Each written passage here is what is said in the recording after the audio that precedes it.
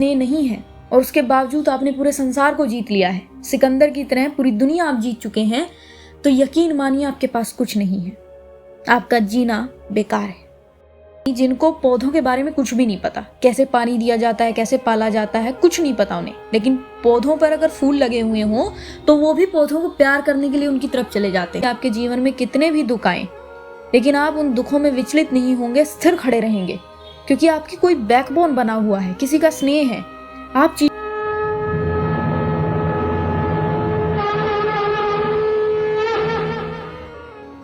अगली लाइन में वो कहती हैं कि प्रेम नारी के हृदय में जन्म जब लेता, एक कोने में न रुक सारे हृदय को घेर लेता। पुरुष में जितनी प्रबल होती विजय की लालसा, नारियों में प्रीति उससे भी अधिक उद्दाम होती है। प्रेम नारी के हृदय की ज्योति है, प्रेम उसकी जिंदगी की सांस है, प्रेम में निष्फल त्रिया जीना नहीं फिर चाहती। ये बड़ी ही अच्छी लाइनें उन्होंने कही हैं। वो कहते हैं कि जब स्त्री को प्रेम होता है, प्रेम पुरुष को भी होता है, लेकिन पुरुष को जब प्रेम होता है तो उसके हृदय को शायद वो पूरी तरह से घेर नहीं पाता, यानी उसका दिमाग भी काम करता है, वो सोचता है चीजें। ये एक सामाजिक तौर पर भी आप देख सकते हैं।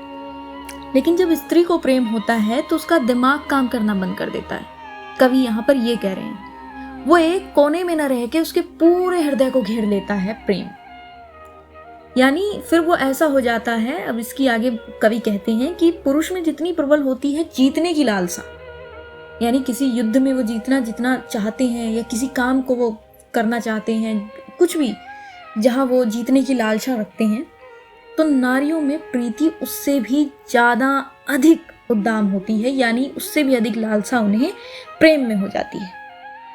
प्रेम नारी के हृदय की ज्योति है, यानी वो एक ज्योति चल रही है उसके हृदय में, उसकी सांस है वो।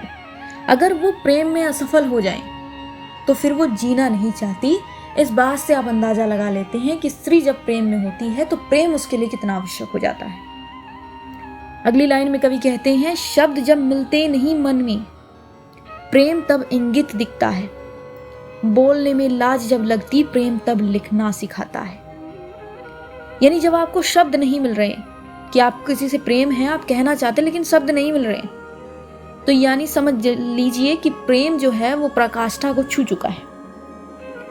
बोलने में लाज जब लगती, बोलने में आपको शर्म आने लगती है, लेकिन फिर आप जब कुछ कह नहीं पाते तो लिख के बताते हैं, तो वही है।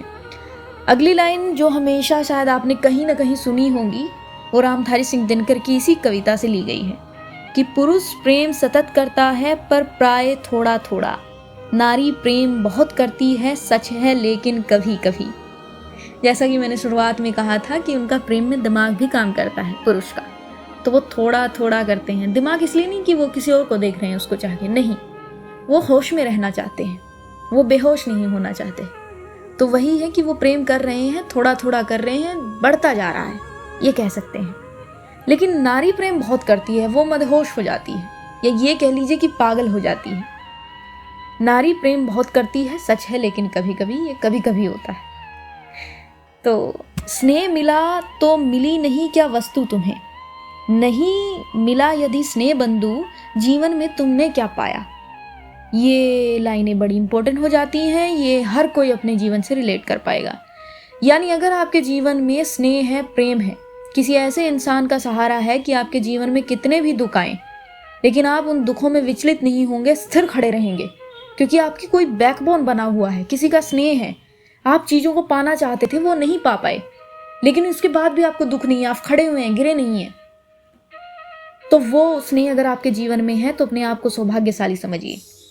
और यदि आपके जीवन में स्नेह नहीं है और उसके बावजूद आपने पूरे संसार को जीत लिया है, सिकंदर की तरह पूरी दुनिया आप जीत चुके हैं, तो यकीन मानिए आपके पास कुछ नहीं है, आपका जीना बेकार है।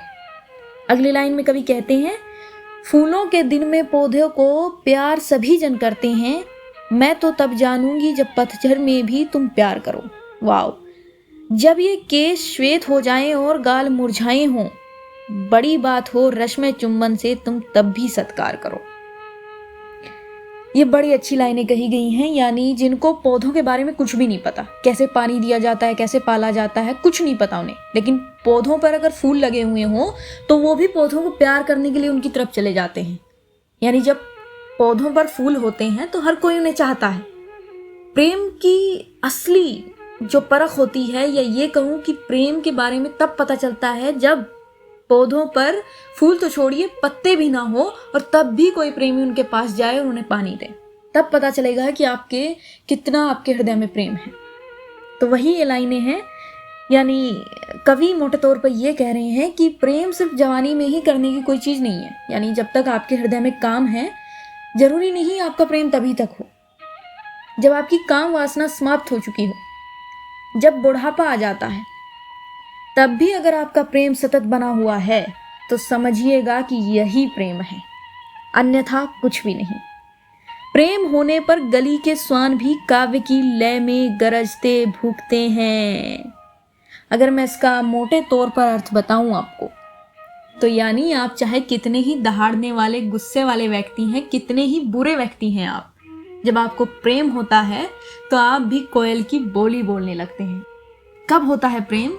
अगर आप किसी व्यक्ति को देख के आपको ये लगे कि नहीं, इसे दुख नहीं होना चाहिए, यानी उस प्रेम आपको हो चुका है और वो प्रेम आपके अंदर के अच्छे व्यक्ति को बाहर लेकर आ रहा है। अच्छे व्यक्ति, आप समझ रहे हैं ना, एक इंसान अच्छा और बुरा दोनों होता है। जब आपके अंदर का अच्छा व्यक्ति आपके सामने आ जाए और आप खुश रहने लगे, तब समझिए कि प्रेम हो चुका है। राधे राधे।